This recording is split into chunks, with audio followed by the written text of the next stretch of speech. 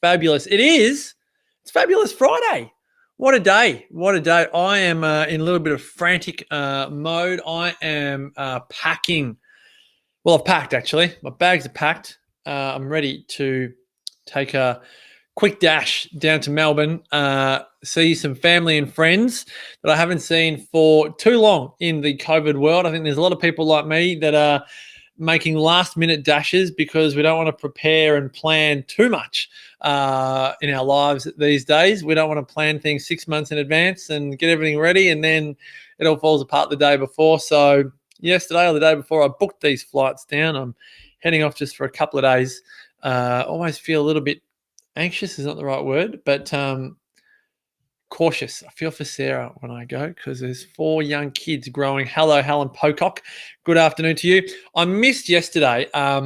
Today's topic couldn't have come at a better time because I missed doing a daily check-in yesterday, and today I was meeting with the editor and the layout designer for the final time today to send Your Exceptional Life to the printer, which is fabulous, very exciting. That's all great.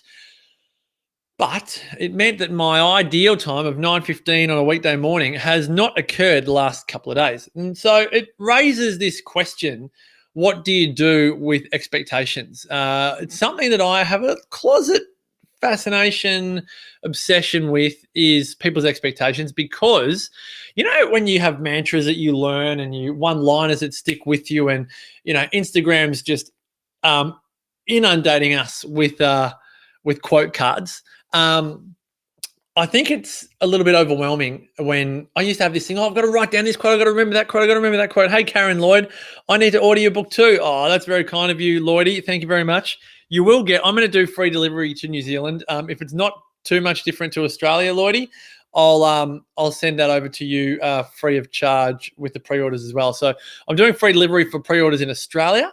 But surely, I haven't checked with my good man Vin down at the post office in Brunswick Heads, but I can't imagine sending that across the ditch is going to be a lot more than sending it to Perth. It's further to Perth than it is to where you are, Lloydie. But anyway, thanks for your love and support.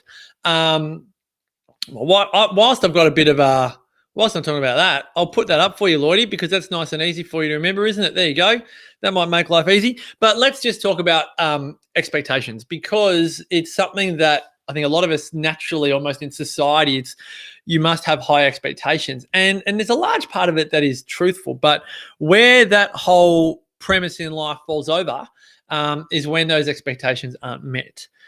And that could be expectations you put on yourself or expectations that you have on others. And a lot of the time, we don't realize that we have such lofty expectations of others almost until it's too late, until we're angry at them, until we feel betrayed by them, until we're critical of people, until we are despondent at someone else's behavior. Or that great word, disappointed. Oh, that D word, probably my most, I don't like to use the word hate, but probably my most hated word in the English language, disappointed. But the reason why I tell you this is because a lot of the time, our emotions actually reflect back to us the expectations that we've had on others or someone else. So see if you can hang in there with me for a moment, because I really believe this awareness can unlock a lot of stress, frustration, and even what people call blockages in life. Because if you can master expectation, I really do believe you can master your life. So when it comes to your emotions, a lot of the time it's an expectation you have on yourself or others. But what a lot of us never do is actually think about that and then do something with it. So I'll give you a perfect example right now. Spencer, up until 5 minutes ago, has been crying what I will call angry cries because Tommy's playing with a doll that Spencer wanted to play with, one of their older sister's dolls. Don't tell Maya that I'm telling you this. And a lot of the time, particularly, let's say, working hours 9 to 5, you actually just want a calm place to work. You just want things to be nice and easy. And as you say this, you go, yeah, but Marcus, you've got young kids. And I say, exactly. In this world where I spend so much time working from home, I am unwise to have expectations on my children to be quiet. I used to and still occasionally do pop my head out and go, Daddy's recording, guys, just nice and hush here. But, we've got a piano out there, a keyboard, 4 kids, great opportunity for biff and arguments and frustrations. And I cannot control my children, nor should I want to. But we do, as human beings, often almost want to control others, and we get upset when people don't do as we wish they did. And so I'm going to come straight to Shakespeare's one line. I really must make an effort, speaking of expectations, to highlight parts of the book that I want to talk about each day, because I'm going to go and look for it, in the book.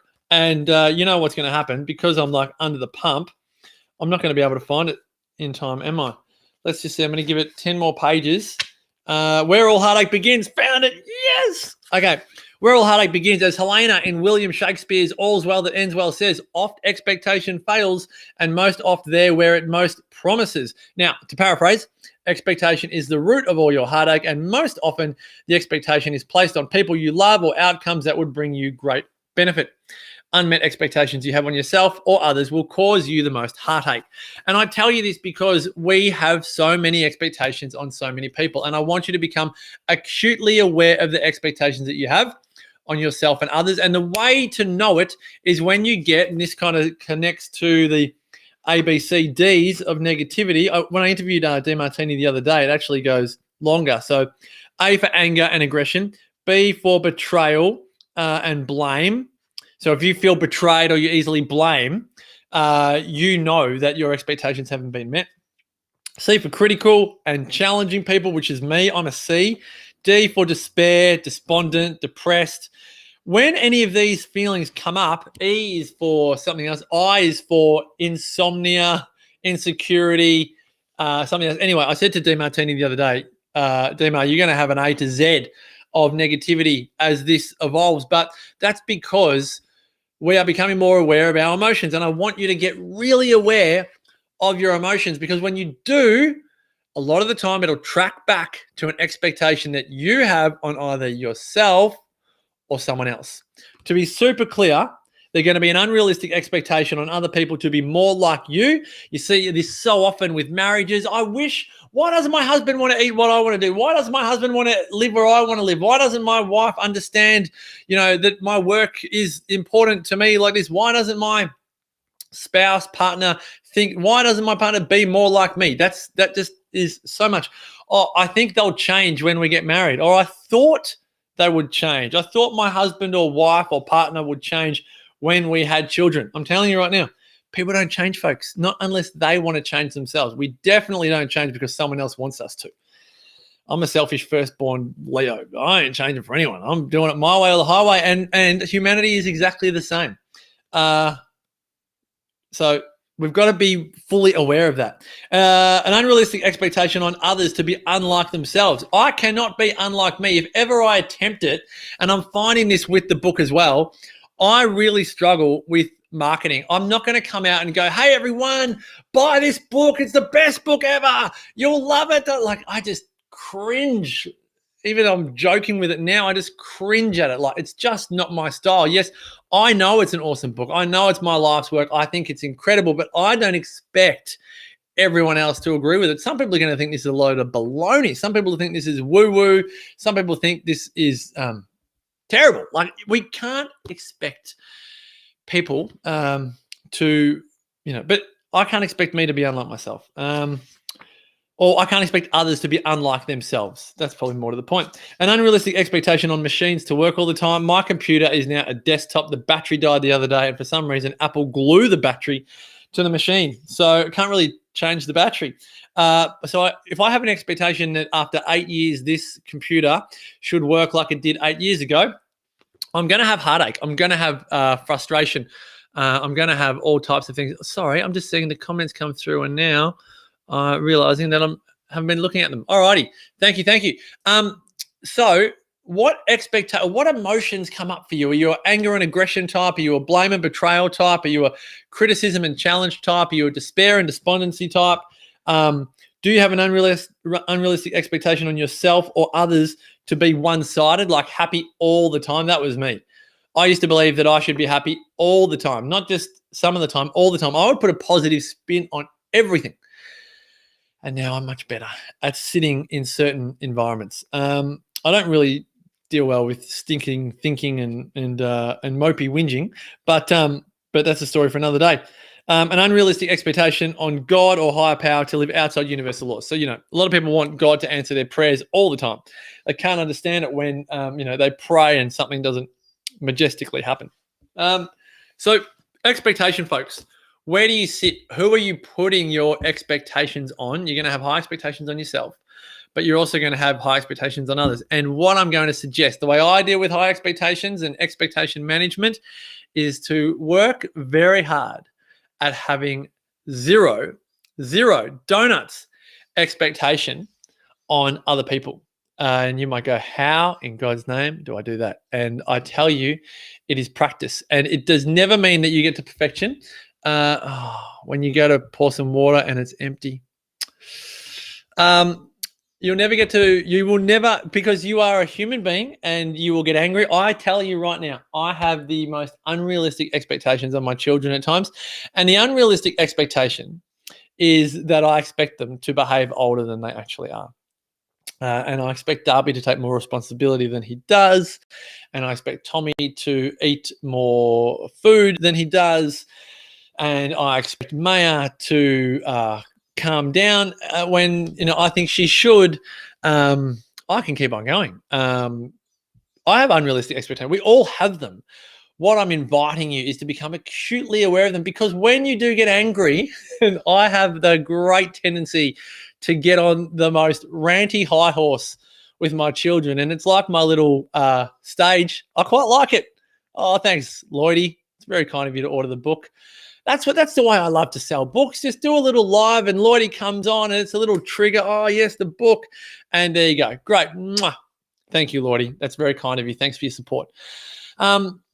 Don't attempt to become a robot. And again, I've attempted this as well, where you just, it's almost like you're all zen and you can just sit through any whirlwind and thunderstorm and see the blessing in the thunderstorm whilst all the houses are being ripped apart and people are dying and their legs are being cut off by, iron roofs. No, that's not really how it works. And anyone can tell you that. It's actually feel the emotion at the time and then and work through it. It's like a wave. Move through it and get to the other end and just reflect, get some perspective on your behavior. Sometimes you just need a little bit more time. And I'm telling you guys, this is not just some good idea, emotional, mental biohack. This happens with Holocaust survivors who do this exercise 20 years after the fact, 50 years after the fact, and they realize that they don't want to live in a concentration camp in their mind anymore.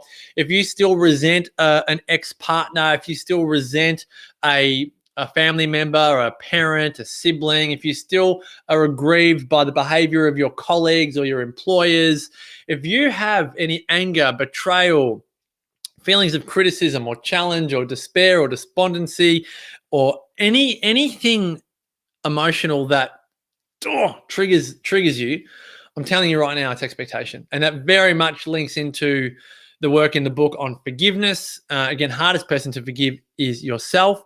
But there are some really practical ideas and methods to go through. There's 5 ways to forgive, which I outline in the book as well, which I think are all really, again, my whole thing is a holistic approach to life. So, when you work on expectations, you realize it infiltrates all areas of life, from your expectations on how you eat, who you eat with, what you eat, where you eat, the amount of money you should be spending on certain areas of your life, and where you should be spending your time, and all the should, as I keep on saying the word should, is all expectation based. The word should is essentially a code word for expectation.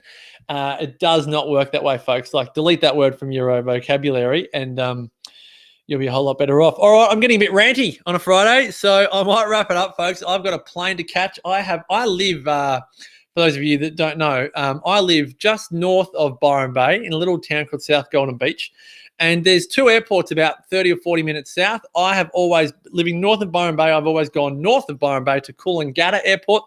Many of you would have flown there if you've been on a trip to the Gold Coast. And there's also Ballina Airport, which I've never, ever, ever, ever flown out of in my 7+ years here. And look, because of COVID, I actually thought that going into Queensland to Coolangatta, down to Victoria, and then back up to Queensland to drive down to New South Wales, it actually just fills me with a little bit of dread. I did it back in February, and it was like, oh, am I going to be in a hot spot?